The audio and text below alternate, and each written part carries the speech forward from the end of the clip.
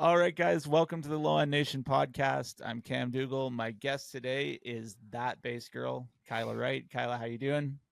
I'm pretty good. How are you? Oh, doing all right. Thanks so much for taking the time to sit down today, just chat bass and a bit of life and everything else. So, for the folks at home that don't know, where are you from? Where were you born? So, I'm from Boston, Massachusetts, born and raised, and then went to college there. So, I've pretty much been there most of my life, almost all of my life. Oh, no, yeah. So Berklee was a hometown school then. Yeah. Oh, nice. And how did you get started playing bass?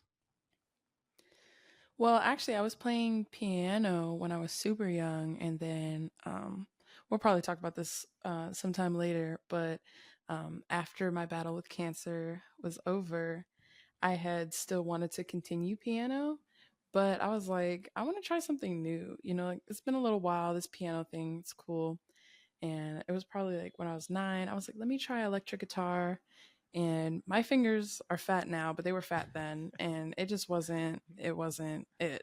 So Yeah. one of my instructors was like, you should try bass guitar. And I was like, okay, cool, whatever. I'm like 9, 10, maybe. I was like, I'll try whatever, and I loved it, and here we are. Oh, nice. What was the first bass you ever owned? The first bass I ever owned was a Dean. Was it Dean Edge? It was. I know it was some sort of Dean, but my godfather had gotten it out of a pawn shop, so it was whatever. Whatever to me, it was just an instrument. Yeah, yeah. Then did you move on to one that you bought yourself after that? Not right after that. I got another. I got another bass after that. I think he actually like went to a store and bought it. I can't even remember the brand. It was something I don't even think I've seen ever again. Oh, but wow. um, yeah, I don't even think I've seen that brand ever again. Some old thing. But then the first time I bought my bass was right before I started Berklee. Okay. I bought, what's it called, a Strandberg. I may be messing stuff up. I'm not good Yeah, with names. yeah. That's all good. But it was a headless bass, and I thought I was really cool. It was Oh, a white headless bass. Steinberg. There it is. Yep, I told you I mess up. I'm looking at a Steinberg interface right now. I think the bass is Steinberger, but Oh, now I'm not even sure. So yeah. right. I'm sorry. I didn't mean to trip you up a little bit. That's all good. What were the earliest influences for you playing bass? The earliest influences. Well, at the time, I didn't know the bass player, and I don't even think I was really looking at the bass player, but I really loved watching Ty Tribbett shows. Ty Oh, yeah, Tribbett's yeah. a big gospel artist. Yeah. More like rock. I mean, he mixes gospel with everything, but I just loved the rock aspect of his music because I love rock and I love gospel. Like I've grown up in the church all my life, so that's like a very regular thing for me. But when I would hear that music, I'm just like, yeah, I want that. I want to do that. That sounds amazing. So I feel like he was an influence to me to be like, okay, this is what I want to sound like. This is what I want to do. Oh, nice. And did you have lessons when you were younger, or was it just kind of all just listening and playing? I had lessons.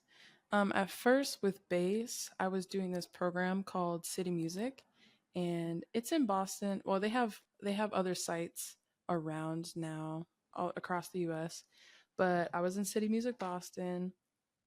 I started that with piano actually, and then that was the program that I was in where I switched to bass. So that was cool. Yeah. And what were they doing? We were doing like theory lessons, musicianship kind of situation. We did private lessons, and then we had a band. When I was in middle school, it was on Saturdays Mm. from like 9 to 2 or something.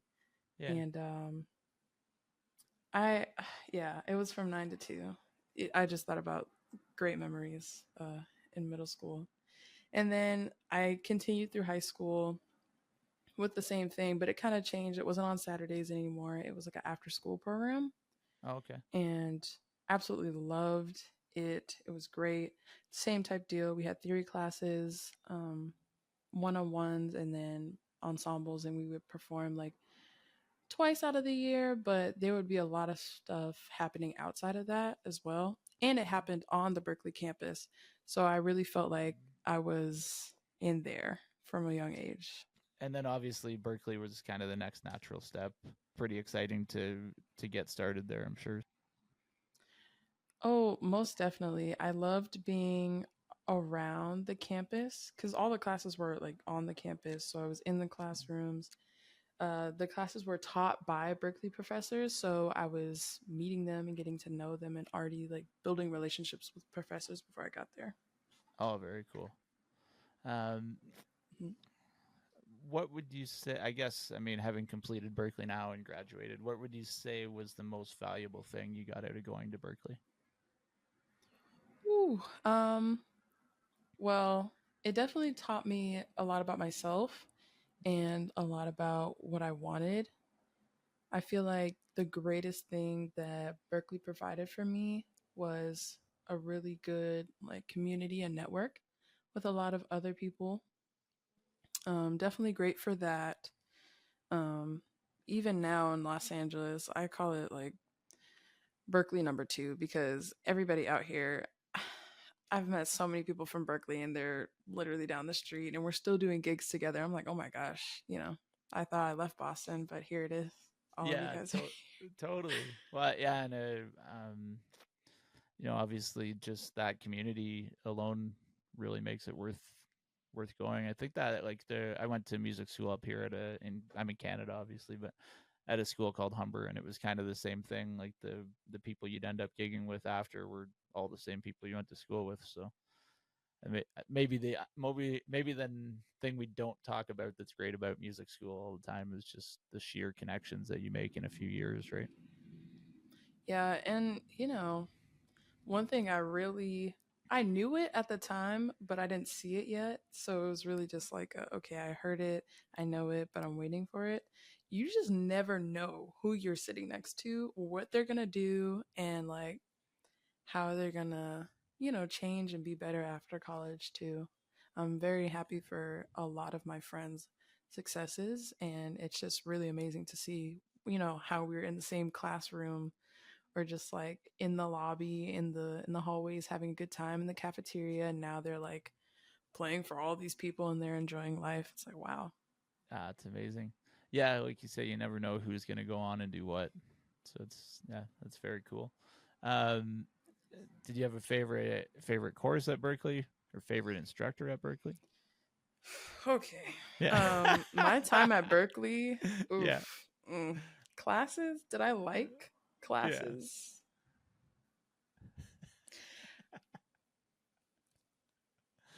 I definitely feel like there were some classes that I enjoyed more than others. I feel like I really liked my business tax class. Now I feel really bad because I cannot remember this professor's name, Yeah. but he was so down to earth. Like he was a nice guy, but he was real and he was kind of like um he was real in the way like you need to do this to get right. If you don't come to class, it's fine. Just don't miss more than 3. If you got to study for something else, go ahead. Just get out. Don't worry. Don't take phone calls in here. Other than that, we're just going to learn. I'm going to give you what you need to know. I'm going to tell you exactly what's going to be on the test and stuff. I don't Yeah. want y'all to fail, but y'all need to put in the work and Nice. here you go. And I just love that straight up, Yeah. tell me what I need to know. I'm in college at Berklee. We take a lot of courses at the same time. Like Hmm. my regular was 9 or 10 courses a semester. Yeah. And only one of them really was about me picking up my bass guitar. I think a lot of Mm. people think music school and they're like, oh, so you're playing all day. No, I No. was not playing all day at all. I wish Yeah. I was just sitting in my room shedding. Yeah. Totally. Um, But that was definitely a fun class. Professors, though, there are a couple professors. Well, there's a lot of professors that actually have my heart, and I wish I could like sit here and list them all. Yeah. But Totally. I think a couple that like instantly come to mind is David Alexis. He's a vocal professor there. Oh, okay. Oh my gosh, a wonderful, amazing teacher of voice, of theory, of He's a great music director. He just does everything, and he really cares about all of his students. Yeah. Like really cares, like wants you to do well.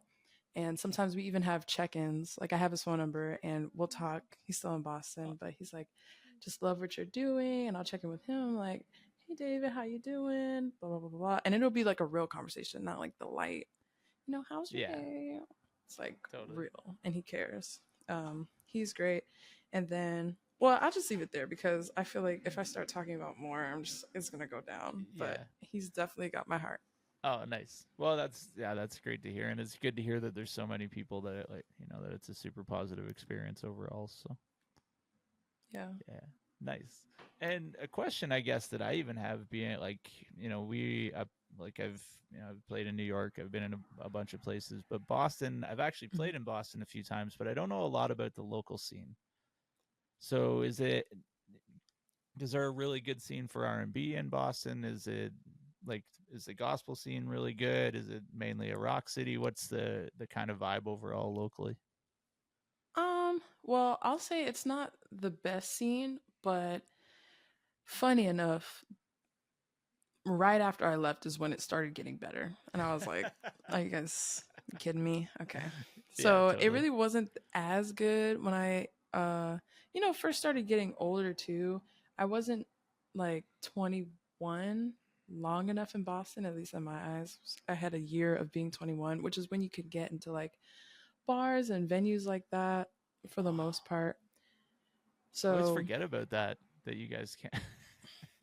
yeah, It's us only eight. kids were stuck or sneaking in or finding somebody that we know to get in. We don't even care about the alcohol. I just want to, Yeah, you just want to yeah. get in for the So music, right? literally, Yeah. um. So yeah, it's been cool. There's one place where it's more of a jam situation, but it's not too open. It's called Wally's, and it's actually right down the street from Berklee. It used to be very, very poppin'. It was very poppin' before I was 21 and could even get in. So I didn't really see it then. And then the pandemic happened and they kind of closed. But kind of when things started opening back up, they opened back up and it was slowly becoming the spot again. So I got to experience that a little bit. I feel like that's the only like really cool spot. Like I said, when I left, it started getting better. There's this other venue called Grace by Nia, and I know quite a few people that have been in there. They have a lot of artists that come to town and use that venue, so it's kind of growing right now. Um, and yeah, I have a lot of friends that perform. I don't think it's not really like a jam session or anything like that. I feel like in LA, there's a jam session every day of the week. Yeah, it sounds In like it. Boston, you don't really have that. Yeah. Yeah, and I think COVID hit a lot of places really hard when it came to just live venues in general. I know a lot of them around here closed down within a year or so of Yeah, COVID or during. So yeah, yeah. exactly. Yeah. Oddly enough, like obviously I was in college and it was really close to after high school, but during the pandemic is low key when I started playing live a whole lot more. Oh, really? Like, well, like mid, honestly, early pandemic, but maybe like 5 to 6 months into the pandemic is when I started playing live, and then it was over after that. Oh, really? Well, I mean, not over, but like I kept going, like Yeah, playing totally. live more and more after that. And where were you playing during the pandemic? I was actually in Haiti. Oh, yeah. I had never been in Haiti, but I was there playing for a brother duo. Um, and yeah, it was an all female band for two dudes. Go figure. Yeah. But it was fun. Oh, nice. Well, yeah, that's awesome that you were able to muscle through COVID and actually it sounds like it was not really much of a setback. So Well, it, surprisingly, I definitely feel like that was a very stressful time in my life, like the beginning of COVID. I was learning how to be more independent. It's my first Yeah, it's like my first year of like kind of freedom. I was on campus, and it happened during my second semester in the middle. I actually think I got COVID. I think I was probably one of the early people that got COVID because I had a performance that was a week before they told everybody to go home. Um, but during the rehearsals, I was in bed hurting, and I had never been that sick. I normally get a cold or something, but it doesn't wipe me out. I was not getting out of bed, you know. So I think I had it then. And then after that, things just got weird. Um, like I said, I was trying to be independent. And before I even knew a real pandemic was happening, I was trying to go to New York for the first time. New York is right there. So I was like, oh, Mom, just let me go. And she was like, no, you can't go. And I was kind of being a little defiant. I was like, Mom, like I have the money. I'm good. Like I'm just gonna go. I'm gonna go with friends. Like I'll let you know where I am at every spot, but I'm going. And then they were like, no one's traveling for spring break. And I was Oh like, dang no. it. Like, why are we doing this? I just got my freedom. I'm being defiant and now I can't even go. They were like, Oh, that's brutal. oh, if you go out of town or whatever and you come back to Berklee, you need to do a 2-week quarantine somewhere. I was like, I'm not doing that. Oh yeah, of course. Yeah, Oh, that's a tough. lot. That was funny. Yeah. Oh, that's brutal. So then Haiti made it back, Yeah. spent some time in Boston, but eventually ended up in LA where you're at now. Oh, yeah. Mm-hmm. Yeah. And what was the first gig you were playing when you made it to LA? Wow, I didn't really think about it. Let me go through. My first gig when I got to LA, I've never really thought about that. It was definitely probably something local or Yeah. something. Um, I was really doing like little gigs here and there. When I first got to LA, I was really going to all the jam sessions and meeting Nice. people and playing in front of people, which was a whole other thing for me too. Because in Boston, like people knew me, but you know, I was just coming out of my shell and people were very, very supportive of me. And I wasn't really thinking about being a female. It wasn't, I mean, like people are like, oh my gosh, you're a girl bass player. Cool, cool, cool. And I was like, yeah, like females rule. Yeah. Yay. But it wasn't as, oh, shoot, I'm over here Uh-oh. dropping stuff. Don't worry about that. Yeah. But when I got to Los Angeles, it was like, okay, you can kind of feel the vibe in the room. It's not necessarily that negative, but at the same time, I just felt people looking at me, and I kind of feel like, she's got a bass guitar on her back. I wonder how she sounds. Like it Mm. was never just like can I just exist in the room? And Yeah. even when I would plug in, like people are just like on edge, like listening, waiting to see like, is she cool? Can she actually play, or is she kind of? Yeah. So then I would play, and people would literally tell me, "You play like an old fat man. Like you sound great." Like I was just like, "Why?"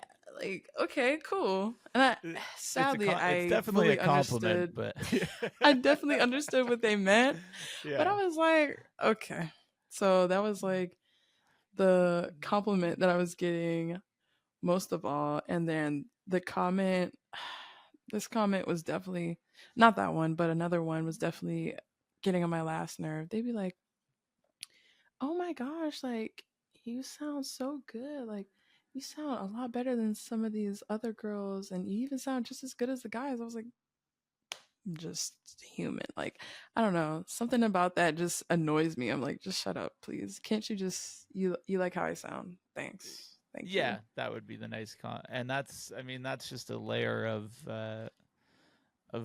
bullshit that as a female musician you kind of go through. And I mean, I know I'm saying that as a guy, but One of my good friends from Toronto is a girl named Donna Granis who played guitar with Prince before he passed away for quite a while. And I used to play Hmm. shows with her in her rock band, and we'd walk in a bar and you could hear everybody at all the tables going, "Oh, look at this girl with the guitar."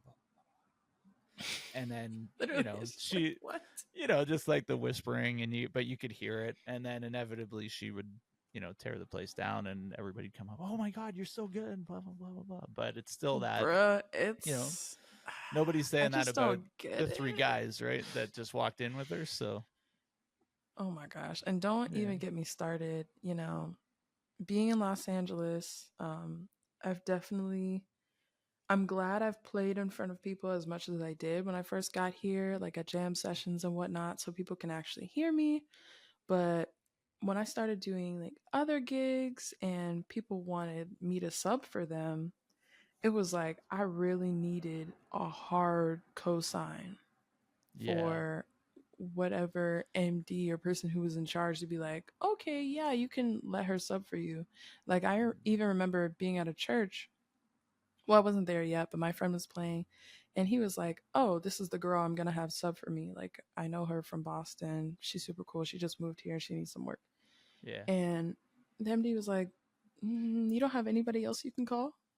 Didn't see one video, didn't even see my face, hasn't seen anything of me, and was really just like, "Is there anybody else you can call?" And then my friend was like, "No, everybody else is busy." And then I walked in. I had my long, like, floral dress, just Yeah. being extra girly or whatever. And I get in there and we're playing like some old school gospel, kind of like fast and upbeat. And he texted me in the middle of the service. He was like, "Wow, your playing is so refreshing." And I was like, hmm, Wow. hmm, okay. There you Yeah, go. okay. So it's stuff like that. And then some people who are in hiring positions, that have seen me play and that like my playing, some of them are very nice. It's not really like a bad character thing, but they're like, "Yeah, I'll let you know when I have an all female band that I can put you in." And I'm just like, Yeah. why must you just confine me? Like, why Yeah. can't you just put me on a gig? So Yeah. it's been a lot of that, but it hasn't been all that. So I'm thankful for where I am. I am thankful for some of the all female situations. Um, but yeah, that's kind of how it's been lately for me. Yeah. And would you say, because one of the questions I would ask is how you've seen the music industry change towards women, but it seems like from what you're saying that you found in Boston that it was fairly comfortable because people there knew you, and it's really since moving to LA that now you're starting to see the comments or the people It's that just are, so interesting. yeah. It's like, I get it. Women are not typically in these spaces, or weren't. Obviously, there's more and more, but it's like, man, I didn't know how much power was in the vagina. And yeah, I'm just starting to find out. Like, okay, cool. And Yeah. I've started using it to my advantage a little bit. Yeah. It's also funny to see men at like gigs that I'll have like my amp, just my regular equipment, my amp and stuff. And they're like, "Oh my gosh, I gotta get that for you. Don't carry that." I'm like, "Oh, I'm such a damsel in distress. Yeah. I couldn't possibly carry Yeah. my amp Yeah. or my bass guitar Yeah. or my stand or my pedal. Oh my gosh, thank you so much, you lovely gentlemen. Yeah. Thanks Thank you." for Like, saving it's me. it's Yeah. so funny. Literally, I'm just like, okay. I guess I take find it advantage of it so while you funny. can, right? Oh, of course, of course. Yeah. Well, that's interesting. I mean, I think 20 years ago, like it it was a lot more rare to see a woman playing bass in particular, and that's been one of the really cool things through Low End Nation and like the Instagram community is just seeing how many more women are choosing bass as an instrument. So you've played two Tiny Desk concerts now, and Yes. what was the experience? The first one was during COVID, and was not Yeah, at the actual Tiny Desk. correct. Yeah, and that was a Rico Nasty Tiny Desk concert. Yeah, so funny enough about that, I feel like now that I look back on my life, I think I'm spicier than I think I am. Sometimes I think I'm just like regular, Yeah, but yeah, then I look back, I'm like, what was I doing? Okay, cool. Um, so I saw that an MD put out this like feeler, like, oh, I need a female bass player for this. He said something like a TV show or something, but I was like, okay, let me just reach out. And I lived in Boston at the time, hmm but I said, hey, I'm local. This is me. Blah blah blah blah blah. Would love to do it. And then he reached out to me, and it was crazy because there were a lot of other female bass players that actually wrote on this post, and I don't even think I've like heard about that many bass players. So I was like, oh, he's definitely not going to see me. And some of yeah, these people were already in the industry, so I was like, he's definitely not going to call me. And he hit me up later that day. I was actually at a wedding for a gig. I was playing at a wedding, and I was like, oh my gosh, he reached back out. She's like, okay. He was like, oh, can you send me your resume or something? You know, your resume, EPK if you got it, and a little bit about yourself.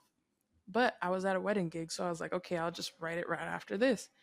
yeah, And then I get a call like 5 minutes later, and I don't recognize the number because I just talked to him. And then he was just like, hey, I just reached out. Like, I need that information. I was like, oh, I was like, I guess I can talk right now for like yeah, a couple minutes before I have to go back on. yeah, And we talked. It was a good conversation. And he was just like, yeah, I looked at your profile and I thought you were great. And I noticed that you hadn't necessarily done any like industry stuff, at least on your profile and from what you've told me. And, somebody gave me a chance and I want to give you a chance. So I told him I was local. yeah, Lies. I was across the country. Okay. yeah, Lies.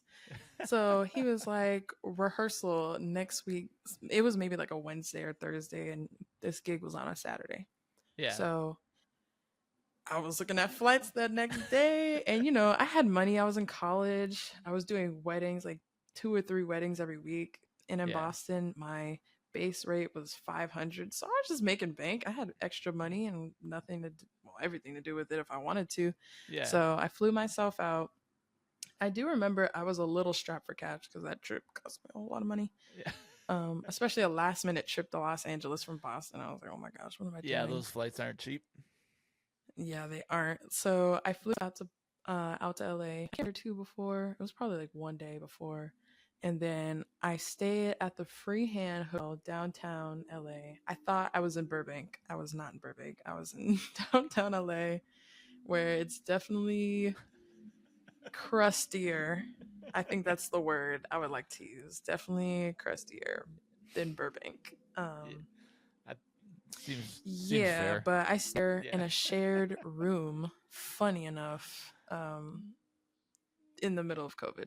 You know what? Let's not talk about everything, but I think back and I'm like, girl, you really did that. You really did that just to get an opportunity.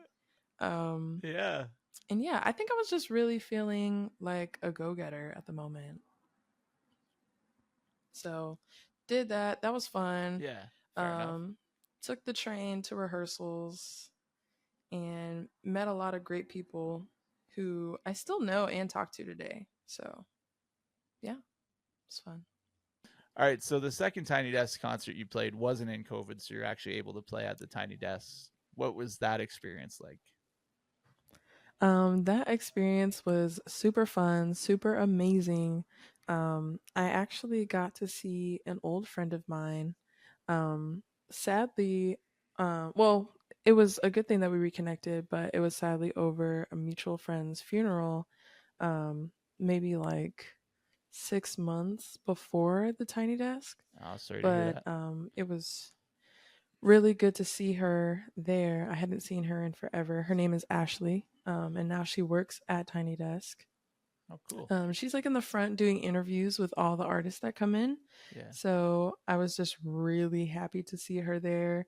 And for me to be in the position that I was in, us being just successful women that came out of Berklee was really just nice to Yeah.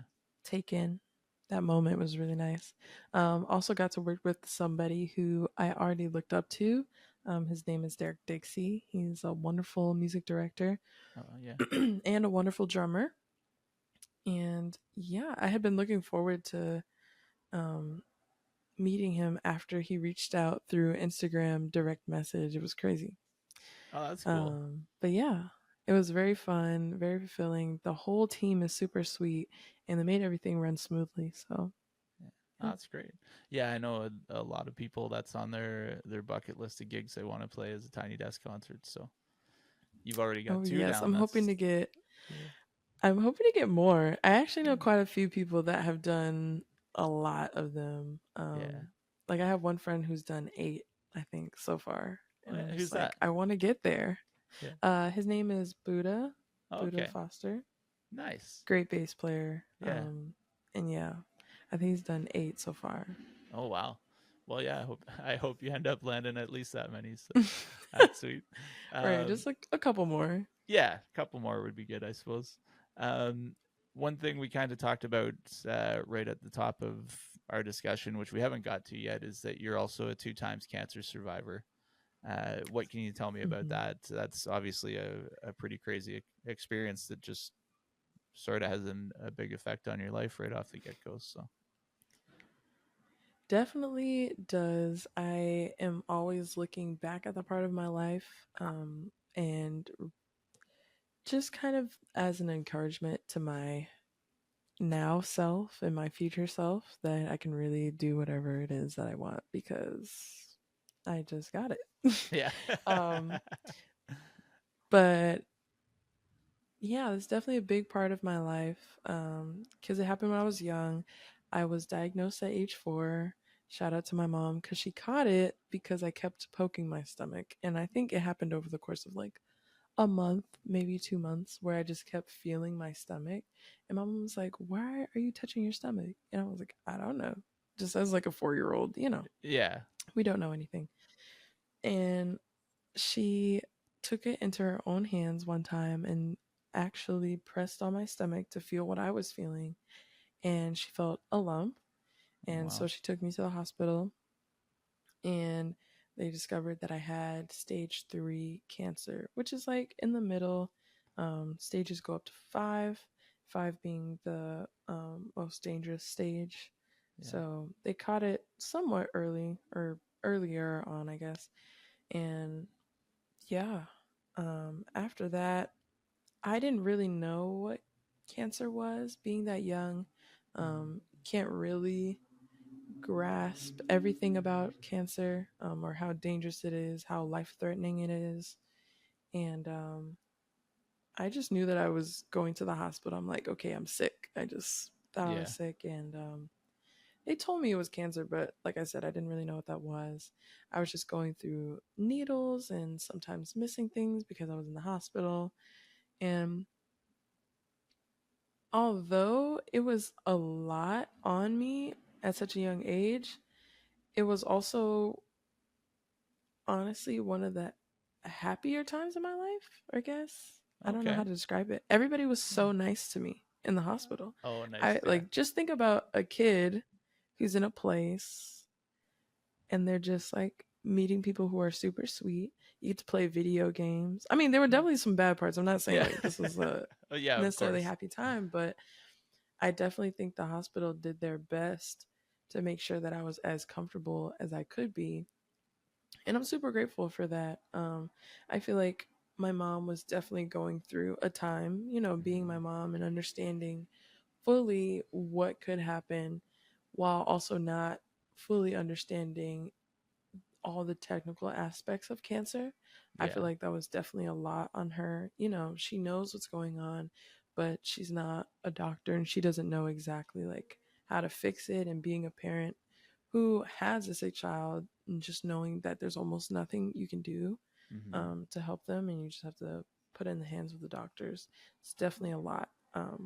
Yeah, as So a I'm always, mm, oh sorry, as a father of a 3-year-old, I can only imagine what your mom was going through then. Like just that thought of there being something wrong and you're kind of powerless to help, or all you would really want is just to be able to put yourself in that place and take your kid out of it. It would be, I can only imagine how tough that was for her. So yeah. I'm just yeah, glad that my personality was, even at 4 years old, very yeah, bubbly, yeah, um, very full of laughter. But yeah, my doctors were very great. The nurses were amazing. I used to have a Walkman. I yeah, feel like people right after me around my age don't know what that yeah. is, but You're it's right, like a I little think. CD player, Yeah. literally. And I would walk around the hospital in my free time at the hospital with my Walkman singing gospel songs just Oh, at the top nice. of my lungs because like oh my gosh, I'll never forget. I remember one time I was walking through the halls with all the like the nurses' rooms. Don't ask me why I was Yeah. doing this. I was low key being bad, but I didn't know it was being bad at the time. I was just walking around having a good time. Yeah. And I was singing and all the nurses were like, "Okay, Beyonce, I see you, Beyonce." That's amazing. Oh my gosh. Yeah, I would do Yeah. stuff like that. And then yeah, later on, so um I had surgery first for the cancer, and then maybe like a year later, they said that they didn't catch all of it, and part of it was still growing and kind Oh, of grew into its own tumor. So that was a lot. Again, more for my mom than it was for me because I really just didn't know what was going on. I just knew like sometimes I'd have to get needles, and there were a lot of things that were kind of frustrating. Like I remember one time I needed this treatment for later in the day, but I couldn't eat in the morning. yeah. And they actually had some Celtics basketball players come in this very specific day to just try and like hang out with the kids. And um, so everybody gets my name wrong, right? My Yeah. name is Kyla, but everyone calls me Kayla. Oh my gosh, crazy. Yeah. So this basketball player comes in and he's talking, and I'm like, yeah, I'm talking to him, whatever. He's cool. He's being nice. He's asking me questions. And then he was just like, well, what do you want to do today? And I was like, I want to eat. And I couldn't eat. I wasn't supposed to eat. Yeah. But me being silly, I was like, I want to eat. And then he yells down the hallway of the hospital, can somebody get Kayla some pancakes? Can somebody get Kayla some pancakes? Bruh, hilariousness. Yeah. But obviously, I was just hungry at the time. But these are hilarious stories that I can look back on, Yeah. thankfully. And I'm just like, wow, what a time. Can somebody get Kayla some pancakes? Like, Yeah. okay. Stuff like that was happening, and like I said, music was still a part of my life. I wasn't really taking piano lessons anymore. I had started piano lessons right before I was diagnosed. Um, but the hospital also had this section where they had like games for kids, like board games. They had books. They had, like coloring, all types of stuff for creativity in Yeah. this one room. They called it like the playroom or something. And they also had instruments in there. So I actually just posted a picture of me from that room playing a guitar, and it looks like I'm giving a side eye Yeah. on Instagram. I just posted it. I don't know if I was mad that my mom was trying to take pictures of me or what, but Yeah. it's a mean side eye. But yeah, let me think. Yeah. Other parts. They were definitely, like I said, needles were not my friend. No. And I definitely had my fair share of needles at the hospital and tubes up my nose. Ugh. Oh Oh my yeah. gosh. I hated that. It Yeah. just feels so weird going in I there. can I can feel it now Um since you said it.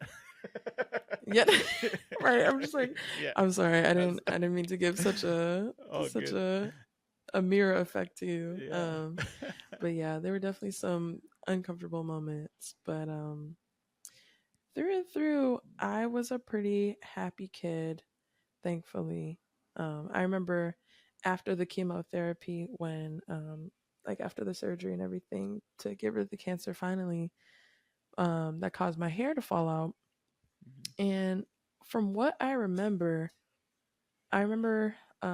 going into school, real school, because I'd been homeschooled through most of the 3 to 4 year period of me battling Yeah. cancer. Um, I had gone back to regular school, and I was into wearing like bandana scarves, but like kind of like the more stereotypical girly way, if that Okay. makes sense. Like Yeah. not really like a Yeah. gang situation, but more of just like a folded down. I don't know how to explain it, Yeah. but Not like I was Tupac. wearing those. Right, Yeah. exactly. Not like Tupac. But yeah, I was wearing those and I was feeling cute. It was very regular. I knew I was bald. I wasn't mad that I was bald or like sad that I was bald or anything like that.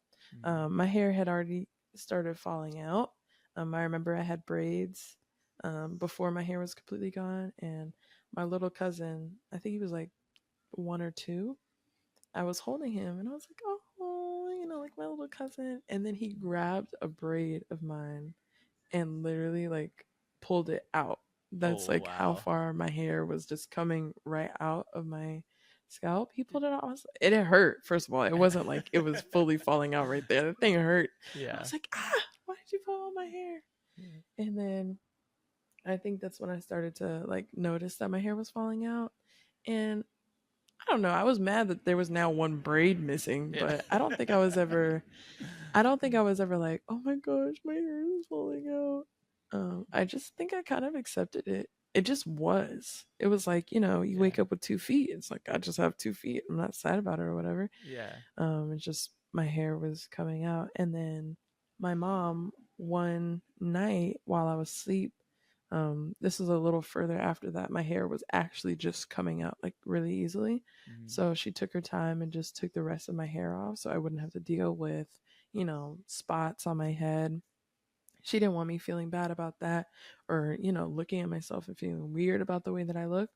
So she went on ahead and did that. And when I woke up the next morning, my mom tells me the story all the time. She's like, you came up to me like, mom. And then she was like, what? And I was like, oh, wait, piece of story that I Yeah. missed. Yeah. My mom lives with my great grandfather. He's like 102 right now, but he Oh was like, wow. what? He was still pretty old, like Yeah. 89 or 90, something around there. Yeah. But he lived with us. Still lives in my Boston home. But yeah, I woke up that morning with my hair gone and I was like, Mom. She's like, what? I was like, I look like Pop. And that was just like, I looked like my great grandfather, Yeah. bald in the head. And Yeah. I was like, oh my gosh, I don't have any hair. I look just like him. And yeah, that was my life. I Yeah. didn't mind being bald. And my mom, she was trying to protect me, just being a great mom. She had a friend that did custom hats.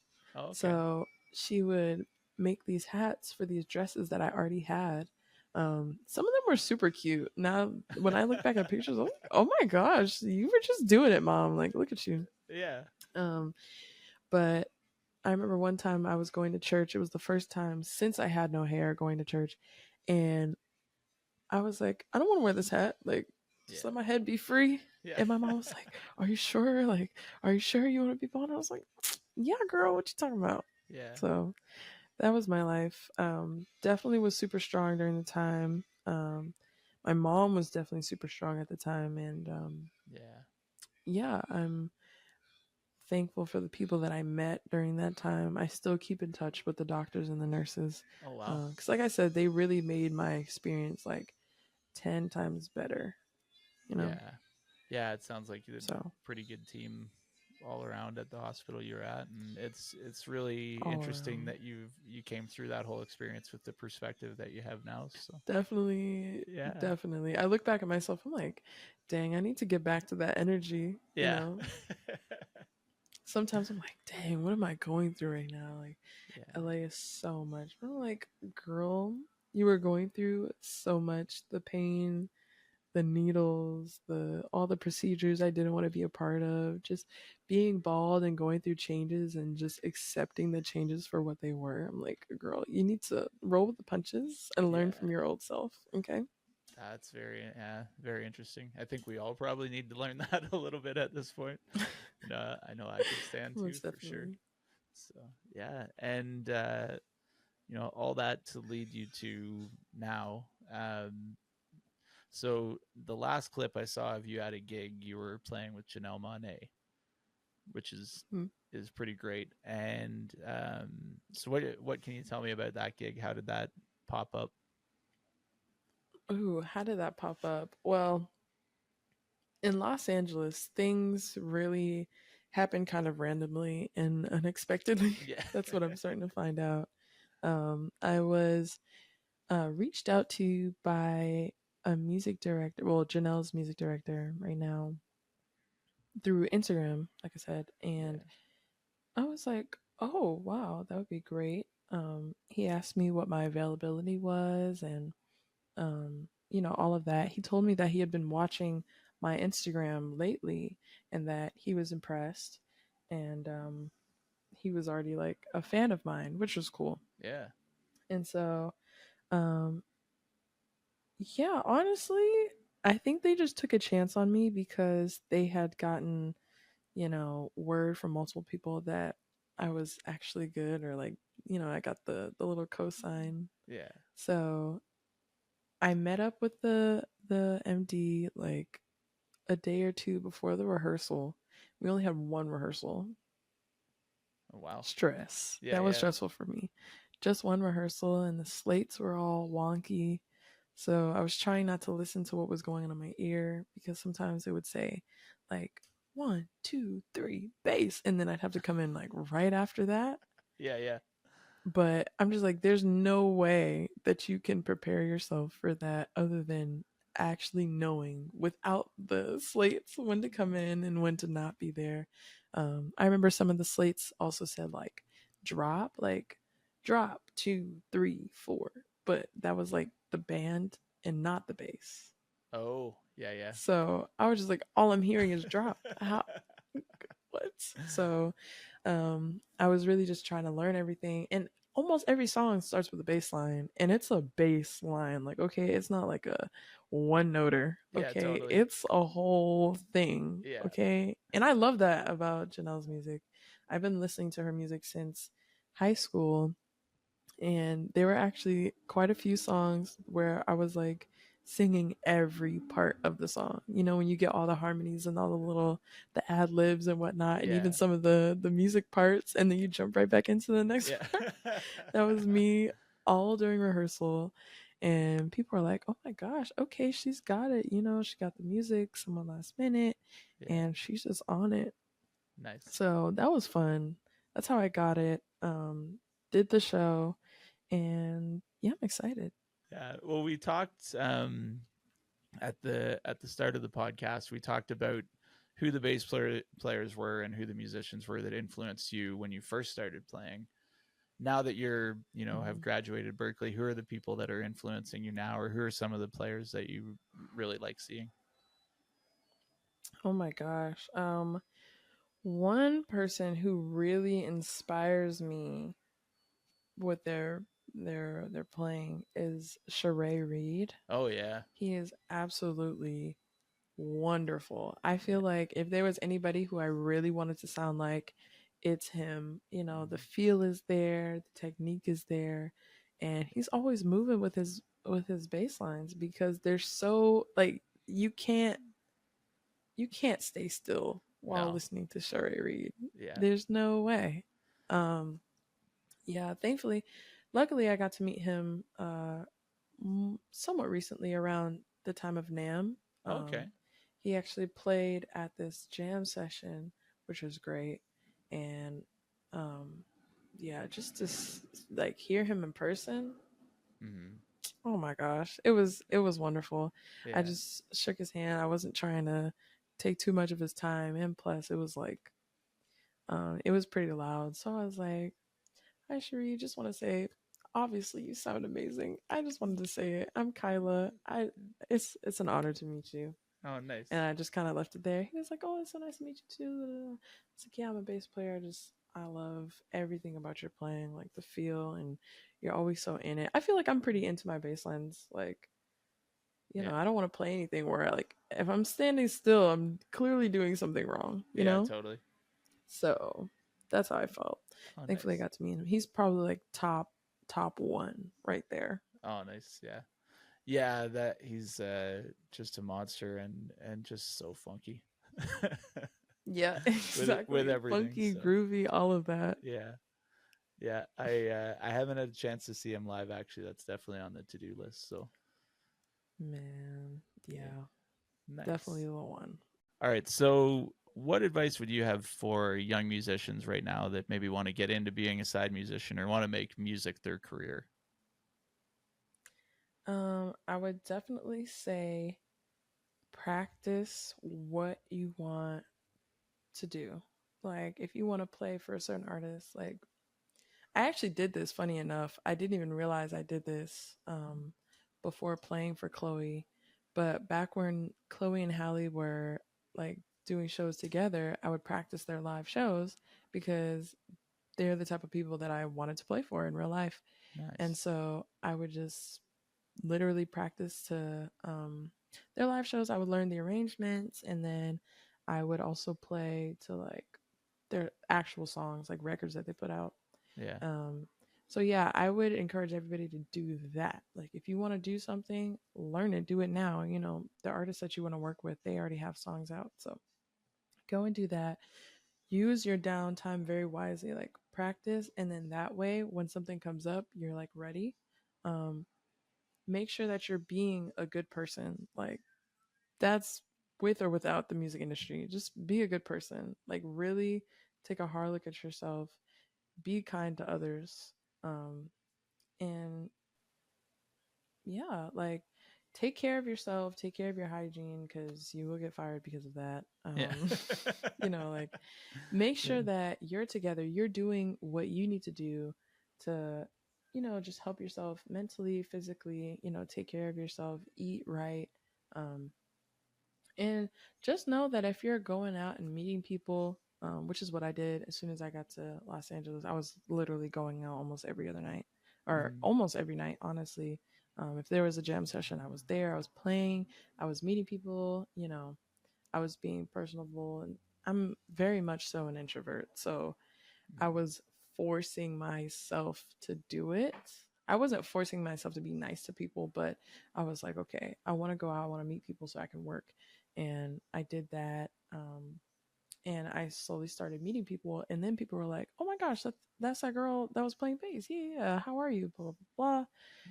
Things happen. So be nice, be kind to others, be kind to yourself. Stop comparing yourself. It's very hard, especially when you're in a very saturated place. But kind of like doing affirmations, you kind of have to be like, I'm not comparing myself to this person. I think this person is amazing. I think this person is great. Actually, I really like what this person did. So let me just go on ahead and learn what they did so I can not compare myself to them. yeah, Just yeah. like, it's all a learning pool. So just remind yourself of that. Um, and just remind yourself that, you're really just supposed to be having a good time. So if you're not having a good time, you might just want to change up what you're doing, you know. Yeah, Um, I think if you're playing music and you're not enjoying it, then that's sort of the writing on the wall for maybe changing your situation, or maybe you're just not on the right gig for you. And a lot of times we that stick part. in those Yeah. situations for way longer than we should. So, I definitely think that's also like a money thing. For me, at mm, least, I've definitely been through the situation of being on a gig that I did not want to do because I'm like, I just need this extra couple of dollars, yeah, especially in Los Angeles. yeah, It can be a lot sometimes. You're like, oh, I don't want to do this. But yeah, just I found out very quickly that, and I think this is with anything, if you're doing what you need to do to make yourself feel better with or without work, you know, like I go to the gym, I like to cook. I like to like meal prep and make sure that I'm getting enough protein. I'm trying to get my triceps together. So when I'm at the gym, I'm like, okay, I'm here. I'm like, Yeah, yeah. it's starting to come together, but it's okay. Once you start to really do the things that make you feel good, Mm, things will come into place. yeah. Very like, you know, I won't say necessary. Well, things life will come into place. In terms of you working, it really has everything to do with meeting people and making like bosses' jobs easier. Mm, Because if I were to show up to a gig, let's say somebody heard me play and they liked me, um, and now they want to hire me for something, I get to the rehearsal and I haven't learned any of the music. I'm making their life more difficult because now they have to wait until I learn it, even though we're at rehearsal. And rehearsal is not a time to learn. Rehearsal is a time to go over it, to rehearse. yeah. You know, that actually, that was something I definitely struggled with, especially when I was in Boston. I was a little lazy, and I felt that was because my ear is really good. Hmm. So even if I didn't learn the song, I could learn it very quickly. But Yeah. even then, it would be very half-assed, and that wasn't a good look. And I definitely knew to leave that habit all the way in Boston when I Yeah. got here because I was like, Yeah. I need this work. But Yeah. yeah, just, learn the music, do the best that you can. And if you feel like you have a lot going on and you don't even necessarily have time to learn the music, just don't do it. Because you want to sound your best wherever you go, which means you have to give your best wherever you go. And if you can't give your best, I honestly don't think it's worth it, you know? Yeah, you can do some damage to your reputation just by taking a gig that maybe you don't have the time to prep for and showing Yeah. up not ready maybe just because you simply didn't have the ability to get ready for it because there's too many other things on your plate, right? So Yeah. yeah, I think So all of that, yeah, knowing when to say no is kind of an underrated skill too. Yeah. that part, I definitely, I didn't have that skill, especially when I was in Boston. I was almost falling into the same thing earlier on because, again, it was money. I was like, well, I need money, so I'm like, yeah, I'll take the gig. It's like, but I have three other gigs with how Lord knows how many songs to learn, Yeah. and I'm like, am I really gonna get around to this? I don't know. Yeah. But yeah, I've learned my lesson now, and I feel like we're doing well now. Yeah, We're doing good. I'd say so. We're on the up and up. Nice. What is your favorite show or the craziest show that you've played so far? That I've played. Yeah. Ooh, I need a moment. The Yeah. craziest show that I've Take played. your time. I definitely feel like that Chloe Bailey Tiny Desk was definitely Hmm. one for the books for me. Yeah. Um, so, oh, sorry. With that first Tiny Desk that I did, it was cool. But I was still struggling with trying to be confident in myself a little bit more. Um, and then knowing really how to open up on bass when it, comes to not tricks, but like lines and things that really enhance the music that aren't too much or overpowering the music. Yeah. And I don't think I really had much experience with, um, you know, rock rap. So it was a very interesting space. I was trying to figure it out, dealing Yeah. with the confidence, and then I felt like because of that, I wasn't given necessarily too much freedom on the tiny desk to do a lot of things. You know what I'm saying? So the Mm. playing was very like vanilla, just what's on the record, which Mm. great. I had no problem with that. Um, but then with this tiny desk, at the actual spot, there were a lot of things at play, making the whole experience great. But the fact that I had already looked up to Derek Dixie, and during the rehearsals, everybody's bringing their A game, and people sound great. And Derek was like, "Yeah, I want you to open up here, kind of, sauce it up right here." And then I did something. And he was just like, "Oh yeah, that I like Oh, that." And I nice. was just like, "Oh wow!" Like I'm starting to understand, what's required of the music. Obviously, I trust my own ideas. I know that, you know, if I think it sounds good, it probably does sound good. But I mean, there's also like layers to that, like what's required of the music here and the Mhm. story that you're trying to build throughout the music. You're not going to do something, you know, crazy at the top of the song necessarily. You want to build it and stuff like that. Yeah. But I feel like I already had a pretty deep understanding of form in that way and how to really build a song. You know, I can always learn and I always am learning actually, Mhm. but like I knew what was required of most of the songs that we did in that set. So I felt very confident already. And then when we actually got there, I was like, okay, my friends, you know, they watched me leave last year out of Boston, and people are really rooting for me, and I have to root for myself, and I have to know that I was called for a reason. I was Mhm. recommended to Derek Dixie, and then even him looking at my page, he was like, "Oh yeah, you sound great." And I get to the rehearsal, and he's like, "Well, yeah, you sound great." So I'm like, clearly, I'm doing something right. Yeah. And so, yeah, I had some freedom. I was bopping my head. Like, if you watch the Tiny Desk, I'm pretty much smiling and like doing a little. And that's Yeah. not forced at all. I was having a really great time. Yeah. Well, I think that's um, one of the things that draws people in when just seeing your clips on YouTube is that you do look like you're having a really great time and it doesn't look forced. And I think that's It's because I am having a really yeah, great time. I think that's a really big thing, and that just goes a long way. Like just to be able to kind of lose yourself in the music and have fun with it instead of a lot of people are overthinking while they're playing, and it just kind of takes away from it. So it's really cool to see. Definitely. Yeah. Well, Man. yeah, the Tiny Desk concerts.